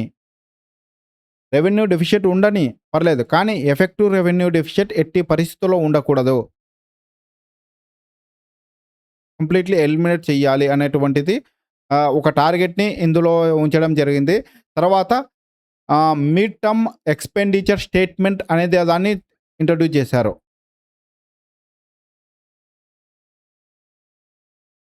మీడియం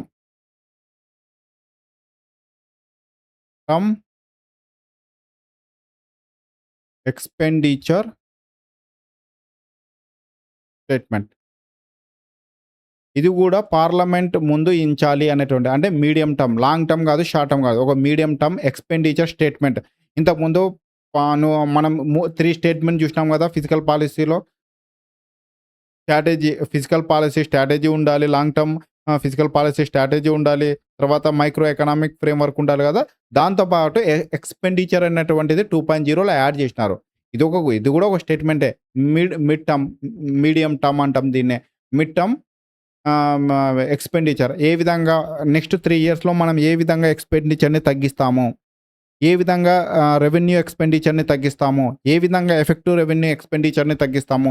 ఏ విధంగా ఫిజికల్ డెఫిసిట్‌ని తగ్గిస్తాము? మెయిన్‌గా ఎక్స్‌పెండిచర్ అంతే. ఫిజికల్ ఎక్స్‌పెండిచర్ కాదు. ఎక్స్‌పెండిచర్ మీద ఫోకస్ చేయడం ఇది. ఇది ఇక్కడితో అయిపోయింది.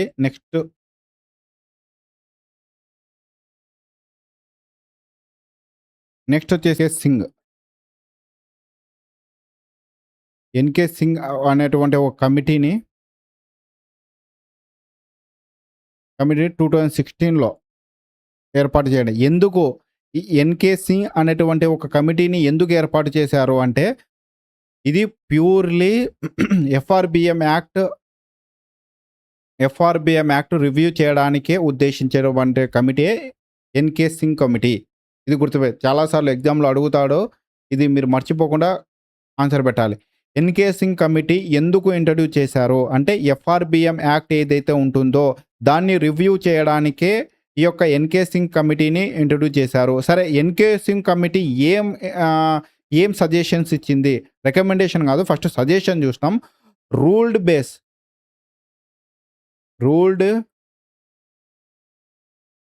Based fiscal policy. Ruled based physical policy ఉండాలి. అంటే ఏంటి అంటే, గవర్నమెంట్ యొక్క ఒక రూల్స్ అండ్ రెగ్యులేషన్స్ ఉండాలి కదా! రూల్స్ బేస్డ్ ఫిజికల్ పాలసీ ఉండాలి. ఏ విధంగా ఉండాలంటే, గవర్నమెంట్ యొక్క డెప్త్ ఏదైతే బారోయింగ్స్ ఏదైతే అప్పు ఉంటుందో దాన్ని లిమిట్ చేయాలి. అంటే ఒక బౌండరీస్ పెట్టాలి. ఈ ఈ ఈ ఈ లిమిట్‌ని మించి నువ్వు అప్పు చేయకూడదు అనేటువంటి లిమిట్స్ ఫిక్స్ చేయండి గవర్నమెంట్‌కి. అలాంటి ఒక రూల్స్ తయారు చేయండి ఫిజికల్ పాలసీలో. రూల్ బేస్డ్ ఫిజికల్ పాలసీ ఉండాలి. ఇష్టానుసారంగా మనకు బారోయింగ్ చేసి, డెప్త్ చేసి, అప్పులు చేసుకొని తీసుకొచ్చి ఫిజికల్ డెప్త్ అంటే ఖర్చు చేస్తామంటే కుదరదు. ఒక రూల్స్ అండ్ రెగ్యులేషన్స్ అనేటువంటి వాటిని క్రియేట్ చేయండి అనేటువంటి చెప్పింది ఎన్‌కే సింగ్ కమిటీ. సరే, ఎన్‌కే సింగ్ యొక్క కమిటీ యొక్క రికమెండేషన్స్ ఏమున్నాయి అంటే, depth and physical responsibility act తీసుకురావాలి. Depth and physical responsibility act. Already FRBM act ఉంది కదా! అంటే ఫస్ట్ ఈ యొక్క దిక్కుమాలినటువంటి ఎఫ్ఆర్‌బిఎం యాక్ట్ తీసేయండిరా బాబు. ఈ ఎఫ్ఆర్‌బిఎం యాక్ట్‌లో ఇది ఇక్కడుంది చూడు ఎఫ్ఆర్‌బిఎం. ఈ యొక్క ఎఫ్ఆర్‌బిఎం యాక్ట్‌లో ఏముంది? ఎఫ్ అంటే ఫిజికల్ ఉంది. ఆర్ అంటే ఫిజికల్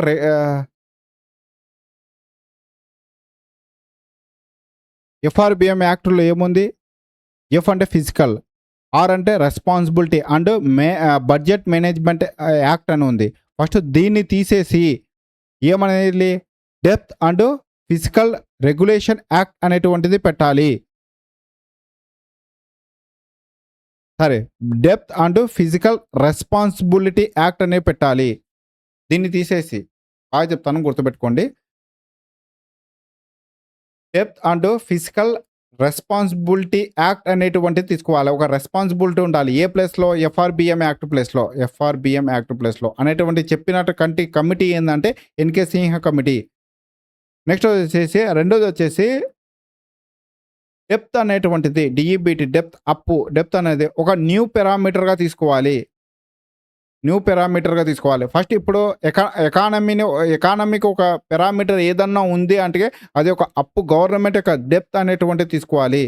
ప్రెజెంట్ ఏ పారామీటర్ ఉందంటే ఫిజికల్ డెఫిషిట్ అనేటువంటిది ఒక పారామీటర్ ఉంది. ఫస్ట్ దాన్ని తీసేసి ఈ యొక్క డెప్త్ అనేటువంటి కాన్సెప్ట్‌ని ఒక పారామీటర్‌గా తీసుకోండి అనేటువంటిది చెప్పింది. తర్వాత గవర్నమెంట్ యొక్క గవర్నమెంట్ యొక్క ఓవరాల్ డెప్త్ అనేటువంటిది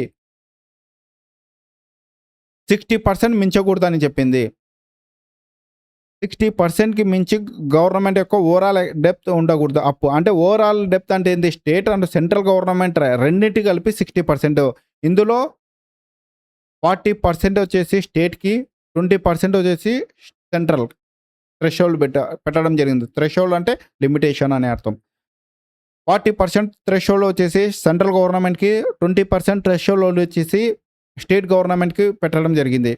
అంటే 40% ఏదైతే సెంట్రల్ గవర్నమెంట్ జీడీపీ ఉంటుందో, మన జీడీపీలో 40%కి మించి అప్పు చేయకూడదు.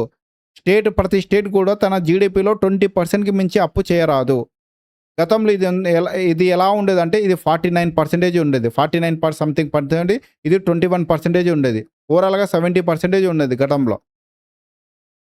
కానీ ఇది అంటే జీడీపీలో 70% వరకు మన జీడీపీలో 70% వరకు అప్పు చేయొచ్చు అనే గతంలో ఉండేది. బట్ ఇప్పుడు దీన్ని తగ్గించేసి 60%కి చేశారు.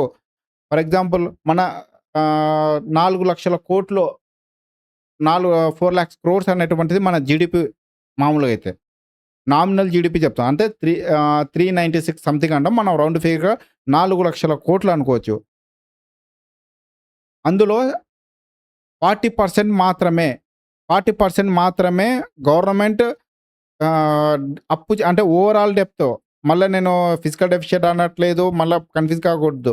ఫిజికల్ డెఫిషిట్ అనేటువంటిది 40% అంటే మళ్ళా చాలా ఎక్కువైతది. మన ఫిజికల్ డెఫిషిట్ అనేటిది 4.3% ఉంది.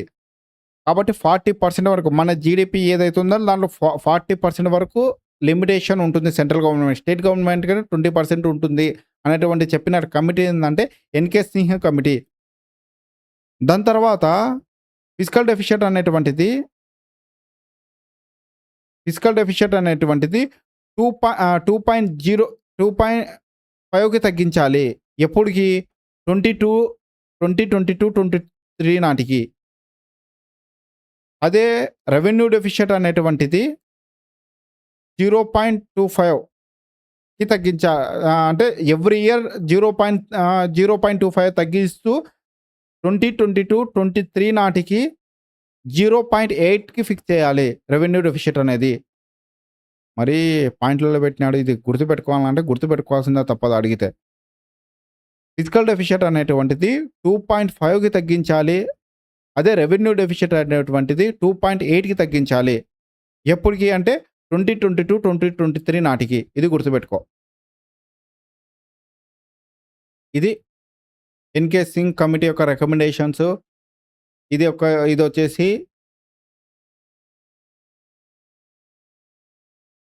దీని యొక్క రికమెండేషన్స్.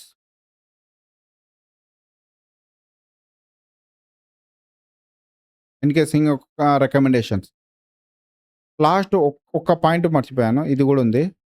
తర్వాత అటానమస్ ఫిజికల్ కౌన్సిల్ అనేటువంటి ఒక బాడీని క్రియేట్ చేయాలి. Autonomous physical council APC. Autonomous physical council అనేటువంటి ఒక బాడీని క్రియేట్ చేయాలి. ఇంతవరకు ఎలాంటి క్రియేషన్ చేయలేదు. దీన్ని కూడా క్రియేట్ చేయాలి అనేటువంటిది ప్రతిపాదించిన కమిటీ ఏందంటే ఎన్‌కే సింగ్ కమిటీ. సరే, ఇంతవరకు మనం ఏవేవి చూసుకున్నామో ఒకసారి చెప్తాను.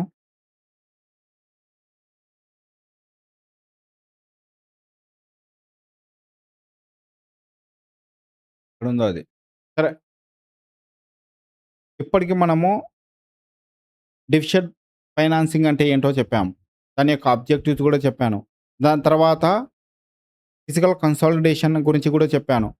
దాంతో పాటు ఎఫ్ఆర్‌బిఎం యాక్ట్ చెప్పాను. తర్వాత ఎన్‌కే సింగ్ కమిటీ గురించి కూడా చెప్పాను. ఇప్పుడు దీని యొక్క రికమెండేషన్ ఏ ఏ ఏ విధంగా ఉన్నాయని విషయాన్ని కూడా క్లియర్‌గా ఎక్స్‌ప్లెయిన్ చేయడం జరిగింది. దాంతో పాటు ఇప్పుడు కొన్ని టర్మినాలజీ నేర్చుకుందాము. ఆ టర్మినాలజీ ఏందంటే అడిగితే యూజ్ అవుతుంది. లేదంటే అవసరం లేదు కదా! క్రౌడింగ్ ఔట్ అనేటువంటిది. క్రౌడింగ్ ఔట్ అనేటువంటి ఒక టర్మినాలజీ ఉంది. క్రౌడింగ్ ఇన్ అనేటువంటి ఒక క్రౌడింగ్ ఇన్ అనేటువంటి. ఏంటి crowding out and crowding in అంటే ఎకానమీలో క్రౌడింగ్ ఔట్ ఏర్పడింది. ఎకానమీలో క్రౌడింగ్ ఇన్ ఏర్పడింది అంటే ఏంటంటే, క్రౌడింగ్ ఔట్ అంటే ఎప్పుడైతే గవర్నమెంట్ అనేటువంటివి మార్కెట్‌లో బారోయింగ్ చేస్తుందో, ఎప్పుడైతే మార్కెట్ దగ్గర మనీ సేకరిస్తుందో, అలాంటప్పుడు ఈ క్రౌడింగ్ ఔట్ ఎఫెక్ట్ అనేటువంటిది ఏర్పడుతుంది. క్రౌడింగ్ ఔట్ ఎఫెక్ట్ అనేటువంటిది ఏర్పడుతుంది. ఎందుకు ఏర్పడుతుందంటే, ఇప్పుడు గవర్నమెంట్ వచ్చేసి అందరికి మా మనీ సేకరిస్తుంది అనుకో. నువ్వు ఎవరికిస్తావు? పోయి బ్యాంక్‌లో డిపాజిట్ చేస్తావా? లేదు గదా! పోయి గవర్నమెంట్ బాండ్‌లో ఇన్వెస్ట్ చేస్తావు. ఎందుకంటే అత్ అత్యంత సేఫెస్ట్ ప్లేస్ అదే గదా! అంటే దాని యొక్క అందులో ఇన్వెస్ట్ చేసినంత సేఫ్ మనీ ఎక్కడ ఉండదు. వేరే వాళ్ళకిస్తే అంత సేఫ్ ఉంటదా? వాడు ఐపీ పెట్టిపోతే ఎప్పుడు డబ్బులు ఎళ్ళిపోతాయి అవి. కాబట్టి ప్రతి ఒక్కరు గవర్నమెంట్ బాండ్‌లో గాని, గవర్నమెంట్ టీ బిల్స్‌లో గాని ఇన్వెస్ట్ చేయాలని ఆహ్, అదే చేయడానికి ముందుంటారు. కాబట్టి అలాంటప్పుడు ఏం ఏర్పడుతుందంటే క్రౌడింగ్ ఔట్ ఎఫెక్ట్ ఏర్పడుతుంది. అంటే ఎలా ఏర్పడుతుంది? అంటే క్రౌడింగ్ ఔట్ ఎఫెక్ట్ ఏ విధంగా ఏర్పడుతుంది అని ఇక్కడ అర్థం చేసుకోండి. చిన్న మైనర్ డిఫరెన్స్ ఉంటుంది. ఎప్పుడైతే గవర్నమెంట్ ప్రజల దగ్గర ఇన్‌స్టిట్యూషన్ దగ్గర అది అమౌంట్ సేకరించడం జరుగుతుందో అందరు గవర్నమెంట్‌కి ఇవ్వడం జరుగుతుంది. అప్పుడు మార్కెట్‌లో ఏమవుతుందంటే స్కేర్సిటీ ఏర్పడుతుంది. Amount scarcity. అంటే డబ్బులు ఇవ్వడానికి ఇప్పుడు ప్రైవేట్ వ్యక్తులున్నారు. వాళ్ళకి డబ్బులు దొరకదు. వాళ్ళు ఇన్వెస్ట్‌మెంట్ ఏ ఏ విధంగా చేస్తారు? వాళ్ళకి సరే ప్రైవేట్ వ్యక్తి పోయి నాకు డబ్బులు ఇయ్యండ్రా అంటే వానికిస్తాడా? గవర్నమెంట్‌కి ఇస్తాడు గానీ వానికి ఇవ్వడు గదా! కాబట్టి గవర్నమెంట్ అనేటువంటిది పబ్లిక్ దగ్గర ఎట్టి పరిస్థితుల్లో అమౌంట్ తీసుకోవడం తగ్గించాలి. ఈ యొక్క క్రౌడింగ్ ఎఫెక్ట్ అనేటువంటిది డిక్రీజ్ చేయాలి. అలా డిక్రీజ్ చేయడం వల్ల ఏమవుతుందంటే గతి లేక ప్రజలందరూ పోయి ప్రైవేట్ వ్యక్తి సరే నా దగ్గర 10,00,000 ఉన్నాయిరా అవి నా దగ్గర పెట్టుకుంటే ఏం గావు. సరే నీకిస్తాను. నువ్వు ఏదైనా బిజినెస్ చేసుకో నాకు ఇంట్రెస్ట్ అమౌంట్ ఇయ్యి అని వాళ్ళకివ్వడం మొదలుపెడతారు. దీన్నేమన్నామంటే క్రౌడింగ్ ఔట్ ఎఫెక్ట్ అంటారు. తర్వాత క్రౌడింగ్ ఇన్ ఎఫెక్ట్ అంటే ఏంటంటే గవర్నమెంట్ అనేటువంటిది తన యొక్క తన యొక్క ఎక్స్‌పెండిచర్‌ని క్యాపిటల్ క్యాపిటల్ సారీ గవర్నమెంట్ యొక్క క్యాపిటల్ ఎక్స్‌పెండిచర్‌ని పెంచడం వల్ల కొన్ని ఆహ్, డిఫరెంట్ ఫార్మ్ ఆఫ్స్ కొన్ని రకాలటువంటి ఫెసిలిటీస్ క్రియేట్ అవుతాయి. దాన్నేమంటామంటే క్రౌడింగ్ ఇన్ ఎఫెక్ట్ అంటాము. క్రౌడింగ్ ఇన్ ఎఫెక్ట్ అంటే గవర్నమెంట్ అనేటువంటిది మనీ మనీ అనేటువంటిది పబ్లిక్‌లో ఇన్వెస్ట్ చేస్తుంది. ఏ రూపంలో? ట్రాన్స్‌పోర్ట్ రూపంలో గాని, ఇన్‌ఫ్రాస్ట్రక్చర్ రూపంలో గాని, అలా ఎప్పుడైతే అలా ఇన్వెస్ట్ చేస్తుందో అప్పుడు ప్రైవేట్ వ్యక్తులు ముందరకొస్తారు. ఇప్పుడు నువ్వు రోడేసావు. చెట్లు అంటే అక్కడ ఏమీ లేని ప్రాంతంలో నువ్వు ఇన్‌ఫ్రాస్ట్రక్చర్ డెవలప్ చేసావనుకో, దాని చుట్టూ లేదంటే ఎయిర్‌పోర్ట్ కట్టావు. లేదా ఇన్‌ఫ్రాస్ట్రక్చర్ డెవలప్‌మెంటే రోడ్డు 4 వే వేయడం గానీ, ఎయిర్‌పోర్ట్ కట్టడం గానీ, లేదంటే ఏదో ఒక ప్లాంట్ కట్టడం గానీ, కొన్ని ఫ్యాక్టరీస్ బిల్డ్ చేయడం అలా చేసినప్పుడు అక్కడ ఉన్నటువంటి ఆ ల్యాండ్‌కి వాల్యూ పెరిగిపోతుంది. అలా పెరిగినప్పుడు దాని చుట్టూ ఒక ప్రైవేట్ వ్యక్తులు చేరి ఇన్వెస్ట్ చేయడం మొదలుపెడతారు. వాళ్ళు ఏదో ఒక బ్యాంక్ దగ్గరనో తీసుకొచ్చి అమౌంట్ తీసుకొచ్చి వాళ్ళకి ఈజీగా అమౌంట్ దొరికిద్ది అప్పుడు. ఎందుకంటే సరే అక్కడ మనం బిలీవ్ చేసాం. సరే అక్కడ వాడు ఇన్వెస్ట్ చేస్తే వానికి ప్రాఫిట్ వస్తుంది. యెస్, అక్కడ ఇన్‌ఫ్రాస్ట్రక్చర్ డెవలప్‌మెంట్ ఉంది. సరైన రోడ్డు మార్గం ఉంది. మన మన డబ్బులు ఏం మునిగిపోవు అనేటువంటి ఉద్దేశ్యంతో మనం డబ్బులు ఇచ్చేస్తాం. దాన్ని ఏమంటామంటే క్రౌడింగ్ ఇన్ ఎఫెక్ట్ అంటాము. అంతే కదా! నువ్వు నాకు డబ్బులు ఇస్తావు. నేను యాదో అడవిలో పోయి ఒక ఫ్యాక్టరీ పెడతా అంటే నువ్వు నమ్మి నాకు డబ్బులు ఇస్తావా? నువ్వు అడవిలో ఫ్యాక్టరీ పెడతానంటే ఏ బ్యాంకు ఇవ్వదు. ఒకవేళ మంచి రోడ్ ఫెసిలిటీ ఉండేది, మంచి ఇన్‌ఫ్రాస్ట్రక్చర్ ఫెసిలిటీ ఉండే ప్రాంతంలో నేను ఫ్యాక్టరీ పెడతానంటే, నువ్వు అడగకున్నా బ్యాంకోడు 100 సార్లు ఫోన్ చేసి నీకు డబ్బులు ఇచ్చిపోతాడు. ఇది క్రౌడింగ్ ఇన్ ఎఫెక్ట్ అనేటువంటిది. నెక్స్ట్ వచ్చేసి ఫిస్కల్ క్లిఫ్ అంటారు. ఫిస్కల్ క్లిఫ్ అంటే ఏంటంటే sudden condition of a less cash with public. ఎందుకు సడన్ కండిషన్ ఏర్పడుతుంది less cash with public? Because of high tax rate and reduce the public expenditure. ఎందుకంటే ఎక్కువ tax rate పెంచడం ద్వారా and reduce the public expenditure. Public expenditure తగ్గించడం ద్వారా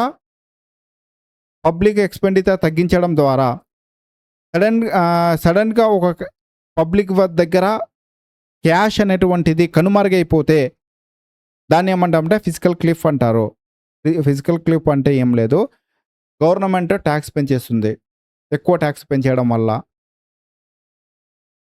అప్పుడు ఆటోమేటిక్గా గవర్నమెంట్కి యొక్క ఎక్కువ చెల్లింపులు ఇవ్వడం జరుగుతుంది. ప్రజల వద్ద అప్పుడు అమౌంట్ ఉండదు, క్యాష్ ఉండదు. దానివల్ల ఏం చేస్తారంటే వాళ్ళు డిఫ్లేషన్ ఏర్పడుతుంది, ఖర్చు చెయ్యరు.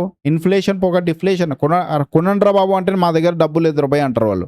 దాన్ని ఏమంటారంటే ఫిస్కల్ క్లిఫ్ అంటారు. అదే ఇంపార్టెంట్ అంటే అంత ఇంపార్టెంట్ కాదు, జస్ట్ చెప్తున్నాను, గుర్తుపెట్టుకోండి.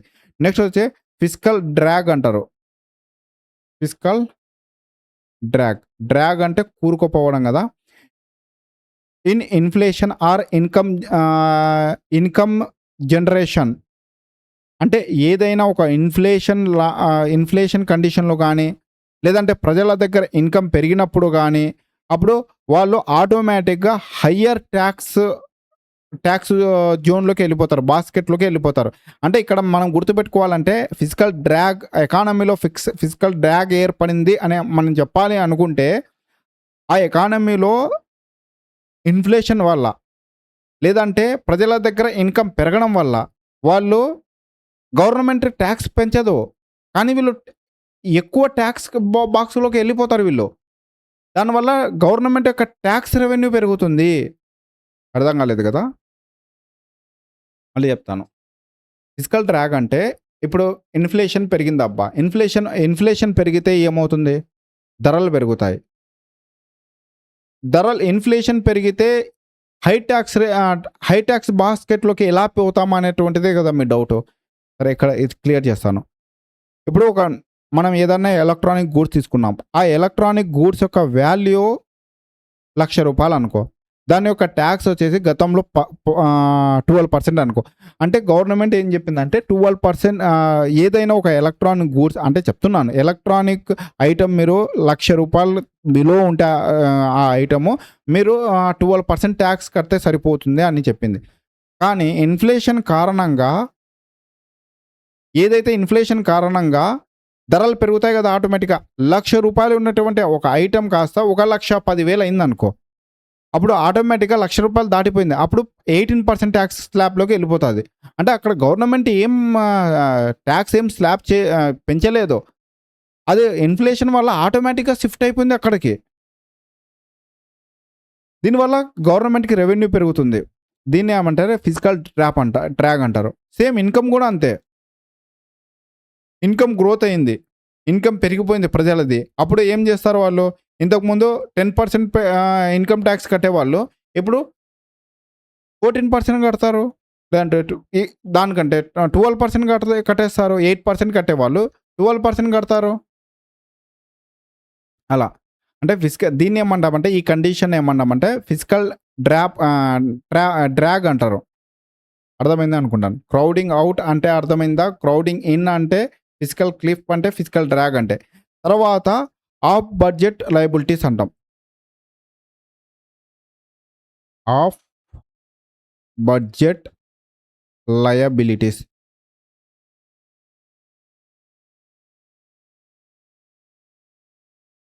అంటే ఆఫ్ బడ్జెట్ లయబిలిటీస్ అంటే గవర్నమెంట్ యొక్క బారోయింగ్స్ పెరుగుతాయి. అవి గవర్నమెంట్ యొక్క అప్పులు డెప్త్ పెరుగుతుంది. ఎలా పెరుగుతుంది గవర్నమెంట్ యొక్క అప్పు అంటే అవి బారోయింగ్ వల్ల కాదు. అంటే ఎక్కడో బారోయింగ్ చేయడం వల్లనో గవర్నమెంట్ యొక్క అప్పులు పెరగవు. ఫర్ ఎగ్జాంపుల్ మీకు కరెక్ట్ ఆఫ్ బడ్జెట్ లయబిలిటీస్ అంటే కరెక్ట్‌గా చెప్పాలంటే లయబిలిటీస్ అంటే ఏం ఈస్ నథింగ్ అప్పులు అనే అర్థం. గవర్నమెంట్ యొక్క ఏవైతే డెప్త్ అప్పులు ఉన్నాయో అది పెరుగుతాయి. గవర్నమెంట్ బారోయింగ్స్ పెంచడం వల్ల కాదు. ఇప్పుడు ఏదో సబ్సిడీస్ ఇవ్వడమో, లేదంటే ఏదో ఇవ్వడం వల్ల కాదు. ఫిజికల్ డెఫిషియట్ వల్ల ఏదన్నా ఫిజికల్ డెఫిషియట్ వల్ల బారోయింగ్ అప్పులు తీసుకుంటారు కదా గవర్నమెంట్ పూడ్చడానికి. దానివల్ల కాదు. బడ్జెట్ డెఫిషియట్ వల్ల అప్పులు తీసుకుంటారు. దానివల్ల కాదు. ఎకానమీలో వచ్చేటువంటి కొన్ని కండిషన్ వల్ల, కొన్ని ప్రాబ్లమ్స్ వల్ల గవర్నమెంట్ యొక్క అప్పులు పెరగడం జరుగుతుంది. లయబిలిటీస్ పెరగడం జరుగుతుంది. ఫర్ ఎగ్జాంపుల్, బెస్ట్ ఎగ్జాంపుల్ ఏం చెప్తాము? సరే క్రూడ్ ఆయిల్ ఉందనుకో. అమాంతంగా మార్కెట్‌లో క్రూడ్ ఆయిల్ ధర పెరిగిపోయింది. అలాంటప్పుడు గవర్నమెంట్ ఏం చేస్తుంది? ఒక లీటర్ క్రూడ్ ఆయిల్ ధర ఇప్పుడు ఒక లీటర్ పెట్రోల్ వచ్చేసి రూ. 200 అయిపోయింది. రూ. 100 కాస్త 200 అయింది.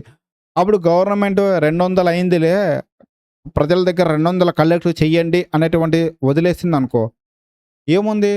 అన్ని ధరలు పెరిగిపోతాయి. ఎందుకంటే ట్రాన్స్‌పోర్ట్ చార్జెస్ పెరిగిపోతాయి. కూరగాయల ధరలు, పండ్ల ధరలు అన్నీ పెరిగిపోతాయి. అప్పుడు ఇక్కడ గవర్నమెంట్ ఏం చేస్తుందంటే చొరవ తీసుకుంటుంది. కొన్ని యాక్షన్ తీసుకుంటుంది. సబ్సిడీస్ ఏదైతే క్రూడ్ ఆయిల్ రిఫైనరీ కంపెనీస్ ఉన్నాయో వాళ్ళకి సబ్సిడీ ప్రొవైడ్ చేస్తుంది. అరే మీరు ఇంపోర్ట్ చేసుకోండి క్రూడ్ ఆయిల్. మీరు అక్కడ పే చేయండి. ఏదైతే షార్టేజ్ ఉందనుకో ప్రజలకు వచ్చేసి రూ. 100కి అమ్మండి. మీకు రూ. 100 నష్టం వస్తుంది. ఆ రూ. 100 నేను ఇస్తాను మీకు. ఎందుకంటే ఆ క్రూడ్ ఆయిల్, ఆ పెట్రోల్ ధరలు 200 పెరగడం వల్ల అన్ని మార్కెట్‌లో ఇన్‌ఫ్లేషన్ పెరిగిపోతుంది. అన్ని ధరలు పెరిగిపోతాయి. ఎకనామిక్ అనేటువంటి కొలాప్స్ అవుతుంది. కాబట్టి ఆ అమౌంట్ అనేటువంటి నేను పే చేశాను రూ. 100 అనేటువంటిది అమౌంట్ అనేటువంటి ఆ రూ. 100 గవర్నమెంట్ తన జేబులోనే తీసుకొస్తుంది. ఇలా ఇవ్వడాన్ని ఏమంటామంటే అవి కూడా గవర్నమెంట్ యొక్క అప్పులే కదా! ఇవి అనుకోకుండా వచ్చిన అప్పులవి. దాన్ని ఏమంటామంటే ఆఫ్ బడ్జెట్ లయబిలిటీస్ అంటాము. నెక్స్ట్ వచ్చేసి ఫిజికల్ స్లిప్పేజ్.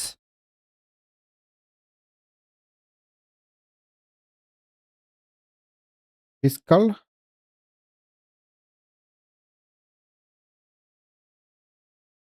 స్లిప్పేజ్. ఏంటి ఫిజికల్ స్లిప్పేజ్ అంటే ఏంటి? అంటే ఫిజికల్ స్లిప్పేజ్ అంటే గవర్నమెంట్ అనేటువంటి ఫిజికల్ డెఫిషియట్ అనేటువంటి కొన్ని ఎస్టిమేట్స్ ఏసి ఉంటుంది. అంటే మనం ఈ ఇయర్‌లో 4.3 అనేటువంటి 4.4 ఉంది ఫిజికల్ డెఫిషియట్. నెక్స్ట్ ఇయర్ కల్లా 4.4 ఉన్నటువంటి ఫిజికల్ డెఫిషియట్‌ని 4.3కి తగ్గించాలి అనేటువంటి ఒక టార్గెట్ ఫిక్స్ చేసుకుంది. ఈ యొక్క టార్గెట్‌ని రీచ్ కాకపోతే స్లిప్పేజ్ అంటారు. దాన్నేమంటామంటే ఫిజికల్ స్లిప్పేజ్ అంటారు.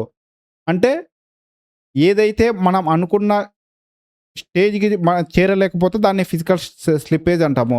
నెక్స్ట్ వచ్చేసేసి ఫిజికల్ స్టిమ్యులేషన్ అంటాం.